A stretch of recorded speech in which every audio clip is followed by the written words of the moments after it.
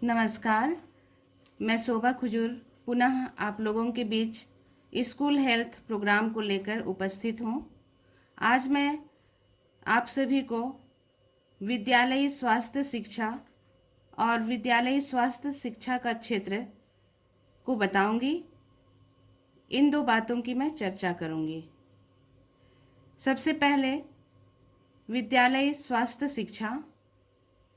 जैसे कि हम जानते हैं, शिक्षा बालक की छुपी प्रतिभा को निखारने का एक साधन है।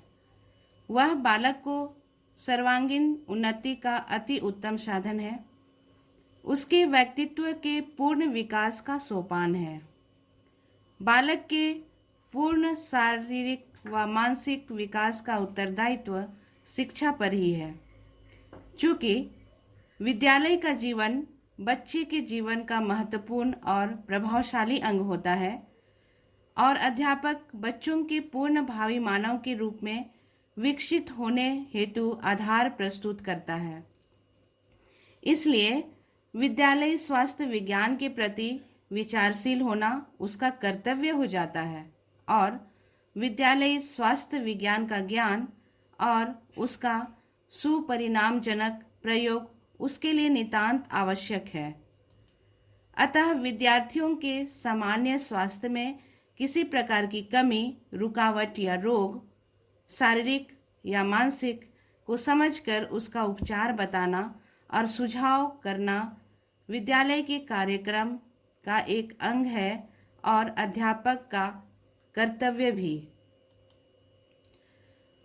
अब हम आते हैं विद्यालयी स्वास्थ्य शिक्षा का क्षेत्र। विद्यालय स्वास्थ्य शिक्षा का क्षेत्र अत्यधिक विस्तृत है और इसमें स्वास्थ्य संबंधी विभिन्न गतिविधियों को सम्मिलित किया गया है। यहाँ पे हमने 3 भागों में विभक्त किया है विद्यालयी स्वास्थ्य शिक्षा कार्यक्रम को। पहला है स्वास्थ्यपूर्ण विद्यालयी वातावरण, दूसरा है विद्यालयी स्वास्थ्य सेवाएं, तीसरा स्वास्थ्य निर्देशन सेवाएं। हम पहले बात करेंगे स्वास्थ्यपूर्ण विद्यालयी वातावरण के विषय में। इसके अंतर्गत भवन, क्रीड़ा स्थल, जलाशय, वायु एवं प्रकाश की व्यवस्था, बैठने की व्यवस्था, स्वास्थ्यप्रद विद्यालयी दैनिक कार्यक्रम, भोजन एवं जल की व्यवस्था, विद्यालय में आसन, विश्राम एवं मनोरंजन की व्यवस्था। यहाँ पे हम देख रहे हैं, जैसे बात हुई कि स्वास्थ्यपूर्ण विद्यालयी वातावरण के अंतर्गत भवन, क्रीड़ा स्थल, जलाशय, वायु एवं प्रकाश की व्यवस्था, बैठने की व्यवस्था, स्वच्छता की व्यवस्था, स्वास्थ्यप्रद विद्यालयी दैनिक कार्यक्रम, भोजन एवं जल की व्यवस्था, इन सारी बातों की चर्चा हुई। यहाँ पे देख रहे होंगे कि एक विद्यार्थी अपने शिक्षक से बात कर रही है। यहाँ हम कह सकते हैं कि विद्यार्थी और शिक्षक का संबंध भी अच्छा होना चाहिए ताकि बच्चे अपने शिक्षक को अपनी सारी समस्याओं से अवगत कराए और शिक्षक उनकी समस्याओं को अच्छे ढंग से हल करने पाए।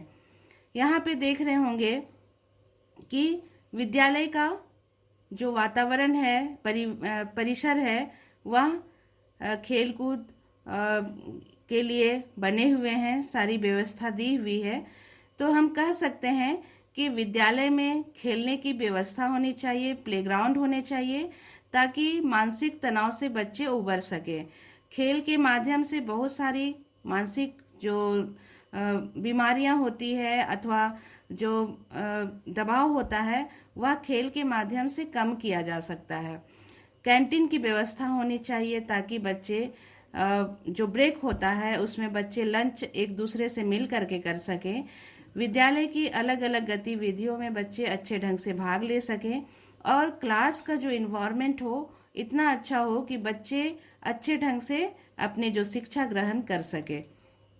यहाँ देख रहे होंगे कि स्कूल प्लेसेस, अलग अलग चीज़ें जो ज़रूरत की हैं वो होनी चाहिए। सारे इंफ्रास्ट्रक्चर में जो विद्यालय का इंफ्रास्ट्रक्चर होगा उसमें classroom, canteen, laboratory, playground, computer room, music room, gym, library, teachers room, toilets, इन सारी चीज़ों की व्यवस्था होनी चाहिए ताकि बच्चे विद्यालय आने के बाद अपने आप को सहज महसूस कर सके। आगे हम देखते हैं विद्यालयी स्वास्थ्य सेवाएं। विद्यालयी स्वास्थ्य सेवाएं के अंतर्गत अलग अलग चीज़ों को शामिल किया गया है। जैसे यहाँ देख रहे हैं, स्वास्थ्य मूल्यांकन एवं परीक्षण, दोषों एवं रोगों का निदान तथा उपचार, संक्रमण रोगों का निरोध एवं नियंत्रण, आकस्मिक दुर्घटनाएं एवं प्राथमिक चिकित्सा, शारीरिक शिक्षा, मानसिक स्वास्थ्य शिक्षा, यौवन शिक्षा, जनसंख्या नियंत्रण शिक्षा, विशेष बालकों की शिक्षा की व्यवस्था, इन सारी चीज़ों को विद्यालयी स्वास्थ्य सेवाओं के अंतर्गत रखा गया है। यहाँ देख रहे हैं कि बालक को एक डॉक्टर चेकअप कर रही हैं। एक रूटीन चेकअप के तहत सारे बच्चे लाइन लगाकर खड़े हैं। फर्स्ट एड बॉक्स की व्यवस्था होनी चाहिए ताकि खेल कूद में अगर बच्चे को चोट आ जाए तो विद्यालय उसको ट्रीटमेंट कर सके। मेंटल हेल्थ की व्यवस्था होनी चाहिए। इतना अच्छा माहौल होना चाहिए कि बच्चे को मेंटल स्ट्रेस ना पड़े और हेल्दी मेंटल रहे। दूसरा है सेक्स एजुकेशन। अभी के समय में सेक्स एजुकेशन विद्यालयों में अति आवश्यक है, क्योंकि जिस रफ्तार से हम टेक्नोलॉजी की ओर बढ़ रहे हैं, बच्चों को सेक्स एजुकेशन के विषय में बताना अति आवश्यक हो गया है। यहाँ पे हम देखते हैं स्वास्थ्य निर्देशन सेवाएं।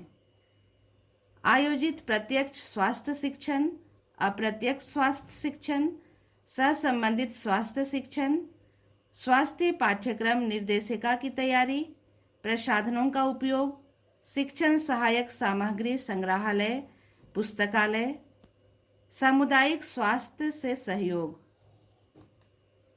यहाँ पे हम देख रहे होंगे कि बच्चियों को एक अलग शिक्षा दी जा रही है, उससे संबंधित शिक्षा दी जाती है ताकि बच्चे अपने साफ सफाई को जान सके और साफ सुथरा रहने पाए। यहाँ देख रहे होंगे बच्चे समुदाय में जा कर के भी एक दूसरे से बातचीत कर रहे हैं, स्वास्थ्य के विषय में बता रहे हैं।